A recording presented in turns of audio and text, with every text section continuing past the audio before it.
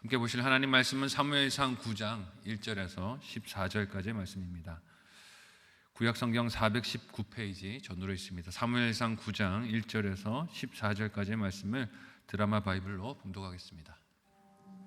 베냐민 지파의 기스라 이름하는 유력한 사람이 있으니 그는 아비엘의 아들이요 스롤의 손자요 베고랏의 증손이요 아비아의 현손이며 베냐민 사람이더라. 기스에게 아들이 있으니 그의 이름은 사울이요 준수한 소년이라. 이스라엘 자손 중에 그보다 더 준수한 자가 없고 키는 모든 백성보다 어깨 위만큼 더 컸더라. 사울의 아버지 기스가 암나기들을 잃고 그의 아들 사울에게 이르되 너는 일어나 한 사환을 데리고 가서 암나귀들을 찾으라. 그가 에브라임 산지와 살리사 땅으로 두루 다녀보았으나 찾지 못하고 사알림 땅으로 두루 다녀보았으나 그곳에는 없었고 베냐민 사람의 땅으로 두루 다녀보았으나 찾지 못하니라.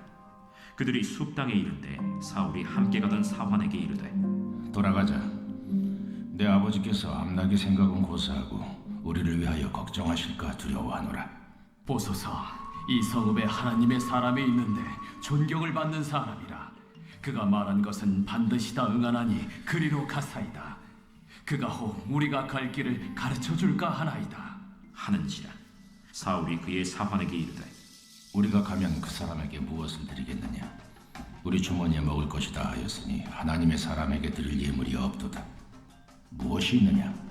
보소서, 내 손에 은 한 세겔의 4분의 1이 있으니 하나님의 사람에게 드려 우리 길을 가르쳐 달라 하겠나이다.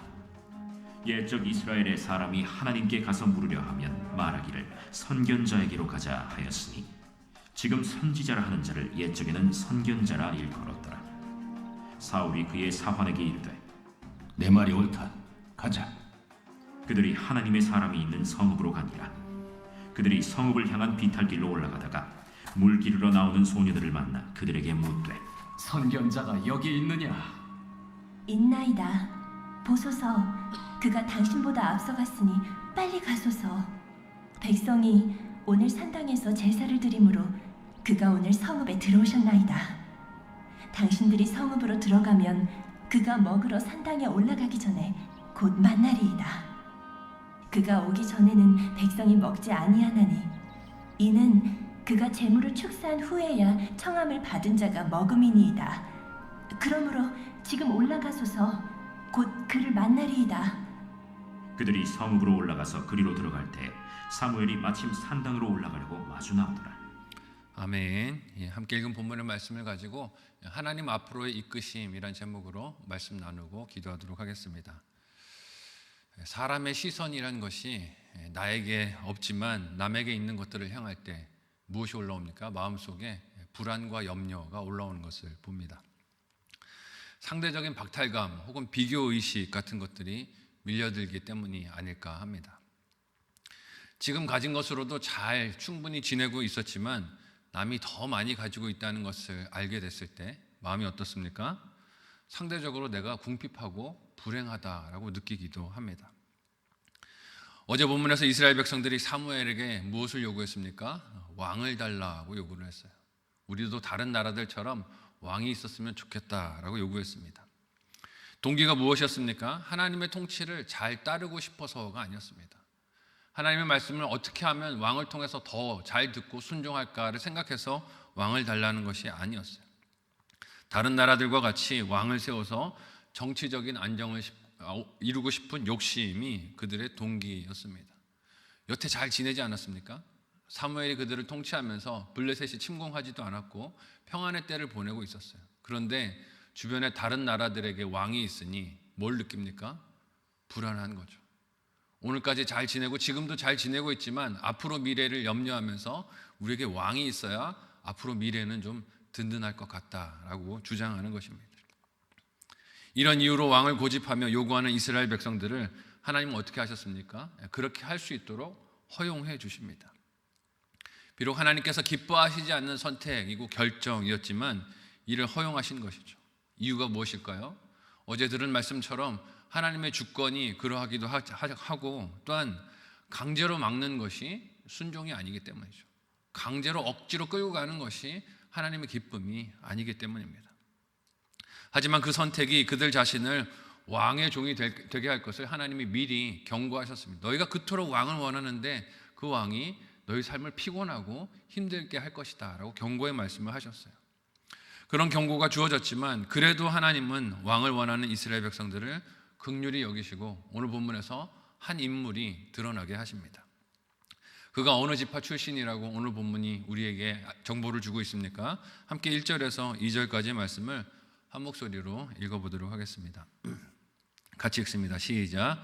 베냐민 지파에 기스라 이름하는 유력한 사람이 있으니 그는 아비엘의 아들이요 수룰의 손자요 베고라스의 증손이요 아비야의 현손이며 베냐민 사람이더라. 기스에게 아들이 있으니 그의 이름은 사울이요 준수한 소년이라. 이스라엘 자손 중에 그보다 준수한 자가 없고 키는 모든 백성보다 어깨 위만큼 더 컸더라. 아멘. 이 왕의 후보가 베냐민 출신이다라고 오늘 본문이 우리에게 보여줍니다. 사사시대를 지나면서 베냐민 지파는 거의 멸절 직전까지 이르렀습니다. 그 내용이 사사기 19장에서 21장에 기록되고 있어요. 레위 사람이 가출한 첩을 찾아서 집으로 돌아가던 길에 베냐민에 속한 기브아 땅에서 그 첩이 능욕을 당하고 죽게 되자 레위 사람이 그 가출한 첩의 시신을 칼로 나눠서 이스라엘 온 지파에게 보내는 사건이 기록되고 있습니다. 기가 막힌 일이죠. 레위 사람이 첩을 뒀다 하는 것도 말이 안 되는 일이지만 그렇게 이스라엘 백성 중에서 능욕을 당하고 죽고 그 시신을 토막내서 온 지파에 보내서 전쟁이 일어나는 것 자체도 말이 안 되는 일입니다. 그 일로 인해서 동족 간의 전쟁이 일어나게 되었어요. 그 전쟁에서 베냐민 지파가 죄를 범한 자를 이스라엘 백성들에게 내주지 않고 고집 피우고 싸우겠다라고 하자 전쟁이 일어나서 거의 모든 남자가 죽임을 당하게 됩니다. 그러니 그 숫자나 영향력이 얼마나 약했겠습니까? 사람의 생각에는 가장 구성원도 많고 영향력도 큰 유다 지파 같은 곳에서 왕이 나오면 그래도 좀 합리적일 것 같은데 하나님은 누구를 예비하십니까? 베냐민 지파, 가장 힘없고 약한 지파를 통해 이스라엘의 왕이 나오게 하십니다. 하나님의 생각과 뜻은 사람의 생각과 다르다는 것이죠. 하지만 흥미로운 것은 오늘 말씀을 보면 어떻습니까? 이렇게 가장 힘없고 연약한 지파 중에서 어떤 사람이 있습니까? 이스라엘 중에 가장 준수하고 키가 큰 사람이 있어요. 그것도 참 아이러니입니다. 사람들보다 어깨 하나는 큰 사람이 그 가운데 있었다 하는 것을 우리로 보게 하십니다. 사람들이 그가 왕이 되는 것을 납득할 만한 외적인 조건을 갖추고 있는 인물이 베냐민 가운데 있었다 하는 것이죠. 그러나 하나님이 이것을 통해서 뭘 이스라엘에게 말씀하고 싶으실까요? 하나님이 중요하게 보시는 왕의 조건은 그런 인간적인 것, 외적인 것이 아니라는 것입니다. 이처럼 가진 조건이 탁월해 보이는 사울이 오늘 본문에서 70 암나기들을 찾기 위해 길을 나섭니다. 이는 성경에서 목자로서 무리를 잘 이끌었던 그들의 선조들에 비해서 비교적 좋지 못한 자질을 예견하게 합니다. 기르고 있던 짐승을 잃어버렸으니 그것을 찾는 그 모습이 목자로서 사명을 잘 감당할까 우려를 갖게 해요. 왜냐하면 나귀는 양과 비교할 때 상대적으로 더 크고 눈에 잘 띄는 짐승 아닙니까? 그런데 그걸 지금 잃어버리고 찾으러 다니고 있는 것이죠. 그런데 사울은 그 나귀를 잃어버리고 잘 찾지도 못한다라고 오늘 본문이 기록하고 있어요. 게다가 좀 찾으려고 하다가 안 찾아지니 어떻게 하려고 합니까? 포기하려고 합니다. 안 찾아지니 그만 찾을까 하죠. 함께 오늘 본문 4절에서 6절을 한 목소리로 읽어보도록 하겠습니다. 같이 읽습니다. 시작. 그가 에브라임 산지와 살리사 땅으로 두루 다녀보았으나 찾지 못하고 사알림 땅으로 두루 다녀보았으나 그곳에는 없었고 베냐민 사람의 땅으로 두루 다녀보았으나 찾지 못하니라. 그들이 숲 땅에 이른 때에 사울이 함께 가던 사환에게 이르되 돌아가자. 내 아버지께서 암나기 생각은 고사하고 우리를 위하여 걱정하실까 두려워하노라 하니 그가 대답하되 보소서 이 성읍에 하나님의 사람이 있는데 존경을 받는 사람이라. 그가 말한 것은 반드시 다 응하나니 그리로 가사이다. 그가 혹 우리 갈 길을 가르쳐 줄까 하나이다 하는지라. 아멘. 사울은 그 아버지 기스의 잃어버린 암나기들을 찾기 위해서 사환과 함께 애를 썼습니다. 나름 책임감 있는 모습을 우리에게 보여주고 있어요. 하지만 몇몇 지역의 땅을 돌아본 이후에 사울이 내린 결론이 무엇입니까? 포기해버려요. 못 찾겠다. 못 찾겠다. 이거 어떻게 하겠냐. 아버지 걱정을 하면서 돌아가자 하고 결론을 내립니다. 이제는 찾지 못하고 아버지가 우리를 걱정할 것 같으니 집으로 돌아가자고 합니다. 물론 짐승보다 아버지가 더 귀하죠. 나귀를 찾느라고 자기 몸이 상하거나 위험한 형편에서 목숨을 잃는 것을 어느 아버지가 원하시겠습니까? 하지만 여러분, 좋은 목자의 자질은 무엇입니까? 잃어버린 것을 끝까지 찾는 것이죠. 잃어버린 한 마리의 양을 끝까지 찾는 것이 좋은 목자의 자질 아니겠습니까? 잃어버린 자기 짐승을 끝까지 찾는 것이 신실한 목자의 특징인 것을 생각해 볼 때 사울은 몇 번 시도해 보다가 안 찾아지니 포기하려고 합니다. 여기서 우리가 뭘 직감하게 합니까? 그리 좋은 왕은 못 되겠구나 하는 것을 직감하게 합니다. 벌써 여기서 사울의 미래를 가늠하게 하는 힌트가 나오고 있는 것이죠. 그런데 따르던 사환이 오히려 사울에게 물어볼 사람, 백성들에게 존경을 받는 사람을 찾아가서 갈 길을 물어봅시다 라고 말합니다.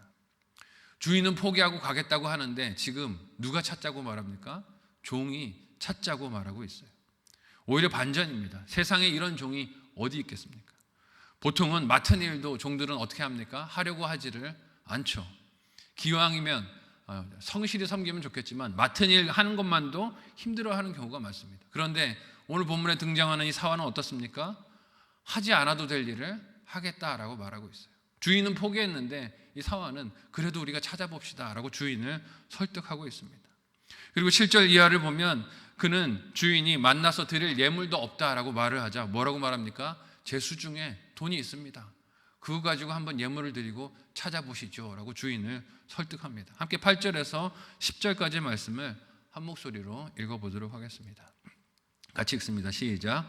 사환이 사울에게 다시 대답하여 이르되 보소서, 내 손에 은 한 세겔의 4분의 1이 있으니 하나님의 사람에게 드려 우리 길을 가르쳐 달라 하겠나이다 하더라. 옛적 이스라엘의 사람이 하나님께 가서 물으려 하면 말하기를 선견자에게로 가자 하였으니 지금은 선지자라 하는 자를 옛적에는 선견자라 일컬었더라.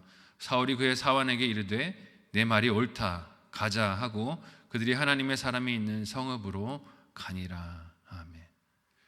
갑시다 라고 의견만 낸 게 아니라 이 사환은 예물이 없다 하는 핑계로 그렇게 선견자를 찾으러 가지 않겠다고 하는 사울에게 제가 예물을 내겠습니다 라고 말을 합니다.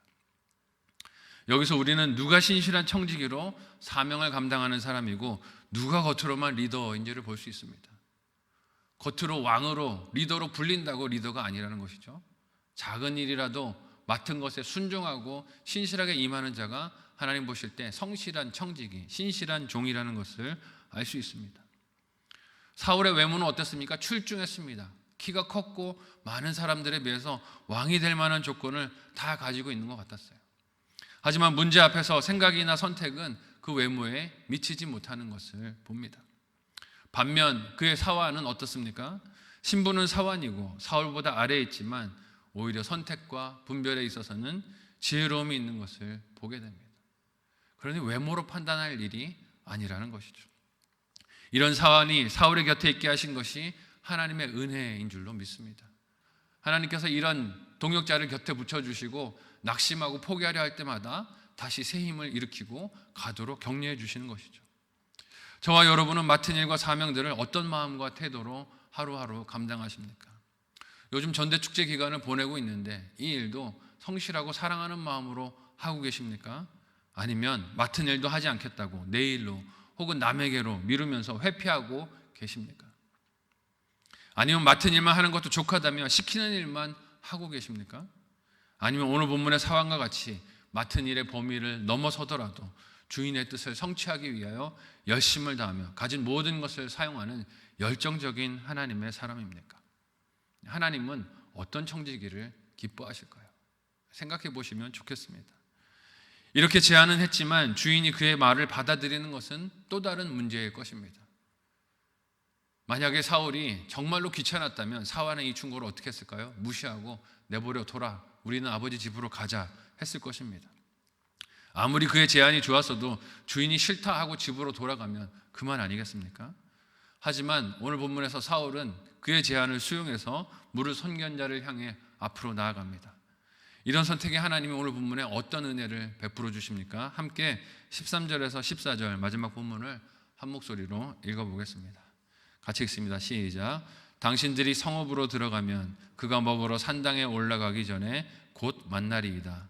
그가 오기 전에는 백성이 먹지 아니하나니 이는 그가 제물을 축사한 후에야 청함을 받은 자가 먹음이니이다. 그러므로 지금 올라가소서 곧 그를 만나리이다 하는지라. 그들이 성읍으로 올라가서 그리로 들어갈 때에 사무엘이 마침 산당으로 올라가려고 마주 나오더라. 아멘.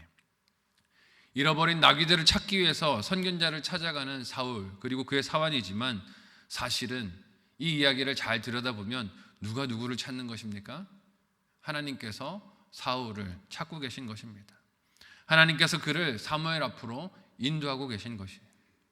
그가 나귀들을 잃어버리고 찾아 헤매는 것이 우연이 아니다는 것을 알 수 있습니다.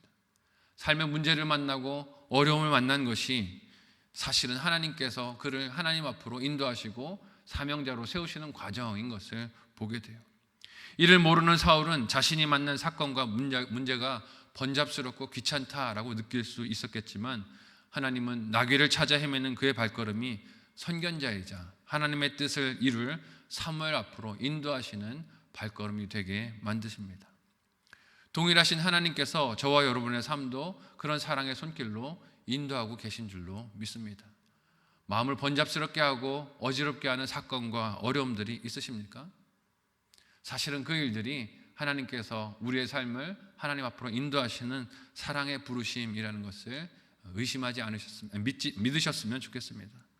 하나님께서 어떤 사건들을 통해서도 우리를 하나님 앞으로 인도하시고 구원의 길로 우리를 이끌어 가십니다. 오늘이 수능일이라고 합니다. 우리 수험생 자녀들도 아마 이 시험 치르는 마음이 번잡스러울 수도 있을 것 같아요.